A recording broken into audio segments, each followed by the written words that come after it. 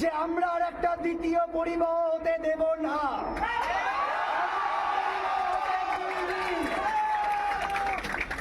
আমরা ওখানে গিয়েছিলাম বৃষ্টির মধ্যে, 3 থেকে 3.5 ঘন্টা ওয়েট করেছি।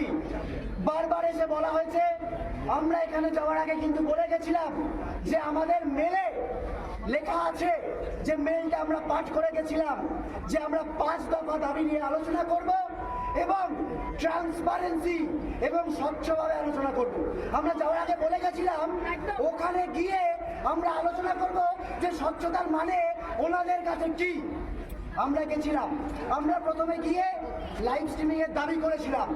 তারপর ওনারা বলেন যে এটা তো রেসিডেন্সিয়াল এলাকা, এখানে আমরা লাইভ স্ট্রিমিং করতে পারবো না। তারপর আমরা আলোচনা করে বলি ঠিক আছে লাইভ স্ট্রিমিং না করতে পারুন। আমরা ভিডিওগ্রাফার নিয়ে গেছিলাম, আমরা আমাদের সাথে ভিডিওগ্রাফার বন্ধুকে নিয়ে গেছিলাম, দুপক্ষ ভিডিওগ্রাফ করুক। কি বললেন যে না, ভিডিওগ্রাফি করতে দেব না।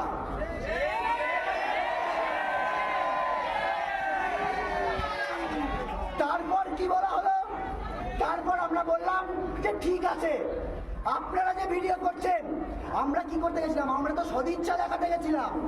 ওনারা তো এটাই বলতে চাইছেন যে আমাদের নাকি সদিচ্ছা নেই, আমরা সদিচ্ছা দেখাতে গেছিলাম। তারপর আমরা বললাম ঠিক আছে আমাদের ভিডিওগ্রাফারও দরকার নেই, আপনাদের যে ভিডিওগ্রাফার সেই ভিডিও করবে, আমাদের ভিডিওগ্রাফার বন্ধু সেটা পুরোটা দেখবে এবং সঙ্গে সঙ্গে ট্রান্সফার করবে। কি বললো, কি বলা হলো সুপ্রিম কোর্টে যতদিন বিচার চলবে ততদিন অবধি নাকি ওই ভিডিও আমরা পেতে পারবো না। আমরা কি করে বুঝবো যে ভিডিও দেওয়া হবে সেটা এডিটেড নয়, টেম্পার নয়। এরপর মাননীয় মুখ্যমন্ত্রী নিজের বাড়ির দরজার বাইরে এলেন। আমরা যে বৃষ্টি ভেজা 34টা ছেলে মেয়ে ওখানে দাঁড়িয়েছিলাম 3 ঘন্টা ধরে, 2.5 ঘন্টা ধরে, তাদেরকে উনি বললেন যে দেখো এগুলো তো সম্ভব নয়, এসো ভেতরে এসো, বৈঠক না হোক, চা খেয়ে যাও। আমরা বৈঠক করতে গেছিলাম, আলোচনা করতে গেছিলাম, নিজেদের সদিচ্ছা দেখাতে গেছিলাম, কিন্তু তারপর কি হলো, উনি এসে বললেন যে দেখো আমার কাছে স্বচ্ছতার মানে হচ্ছে দুপক্ষে একটা মিটিং হবে, মিটিংয়ে যখন খুশি তুমি বেরিয়ে যেতে পারো, কিন্তু আমাদের যে মিনিটস লেখা হবে সেই মিনিটসে দুপক্ষে সাইন থাকবে। আমরা তখন 3.5 ঘন্টা ওখানে বৃষ্টি ভেজার পর ওনার এই সদিচ্ছাকে সম্মান দিতে বললাম যে ঠিক আছে ম্যাডাম, যদি এটাই আপনার স্বচ্ছতার ধারণা হয় এটুকুতেই আমরা রাজি। এই কথা বলার পর কি বলা হলো জানেন, স্বাস্থ্য প্রতিমন্ত্রী চন্দ্রিমা ভট্টাচার্য এই কথা জানাতে আমরা 10 মিনিট দেরি করেছিলাম। উনি বললেন যে আমরা অনেকক্ষণ ধরে ওয়েট করে ফেলেছি, আর আমরা নাকি ওয়েট করতে পারবো না।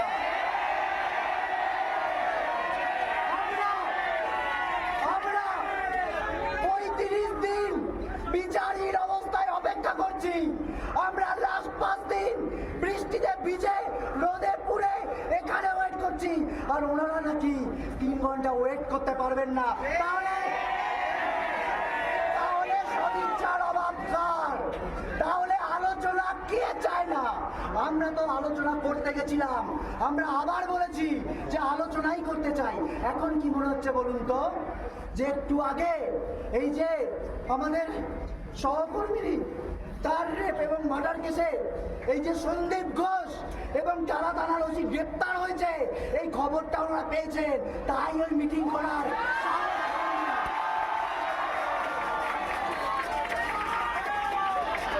আমরা বলে দিতে চাই, আমরা প্রথম থেকে যে বলছি যে তথ্য প্রমাণ লোপাটের চেষ্টা হয়েছে, আমাদের যে 5 দফা দাবি যার জন্য আমরা রাত দখলের ডাক দিয়েছিলাম, সেটা প্রত্যেকটা সত্যি আজকের এই গ্রেপ্তারি প্রমাণ করে দেয়।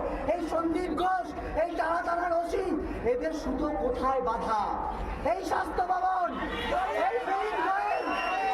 এই পুলিশ কমিশনার, তাদের পদত্যাগের দাবি, এই যে ডিএমপি ডিএইচএস এলজেপির পদত্যাগের দাবি প্রত্যেকটা যে ন্যায্য আজকে প্রমাণ হয়ে গেল আবার করে। এবং আমরা বলে দিতে চাই, আজকে 35 দিন ধরে আমরা বিচারের জন্য রাস্তায় আছি, আরো 35 দিন আমরা বিচারহীন অবস্থা থেকে বিচার পাওয়ার জন্য রাস্তায় থাকতে পারি। কেননা আমাদের কথা একটাই, দালালি না,